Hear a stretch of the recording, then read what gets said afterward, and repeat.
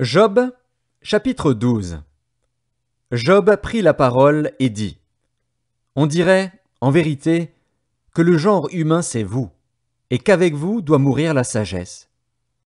J'ai tout aussi bien que vous de l'intelligence, moi, je ne vous suis point inférieur. Et qui ne sait les choses que vous dites ? Je suis pour mes amis un objet de raillerie, quand j'implore le secours de Dieu. Le juste, l'innocent, un objet de raillerie. Au malheur le mépris, c'est la devise des heureux. À celui dont le pied chancelle est réservé le mépris.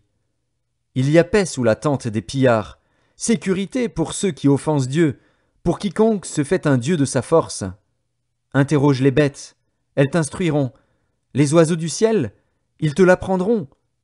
Parle à la terre, elle t'instruira, et les poissons de la mer te le raconteront. Qui ne reconnaît chez eux la preuve que la main de l'Éternel a fait toutes choses ? Il tient dans sa main l'âme de tout ce qui vit, le souffle de toute chair d'homme.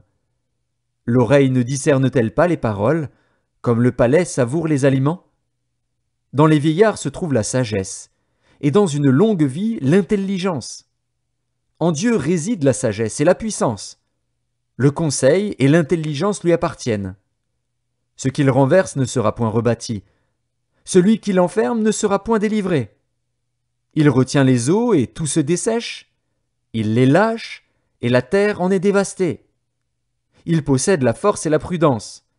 Il maîtrise celui qui s'égare ou fait égarer les autres. Il emmène captifs les conseillers. Il trouble la raison des juges. Il délie la ceinture des rois. Il met une corde autour de leurs reins. Il emmène captifs les sacrificateurs. Il fait tomber les puissants. Il ôte la parole à ceux qui ont de l'assurance. Il prive de jugement les vieillards. Il verse le mépris sur les grands. Il relâche la ceinture des forts. Il met à découvert ce qui est caché dans les ténèbres. Il produit à la lumière l'ombre de la mort. Il donne de l'accroissement aux nations, et il les anéantit.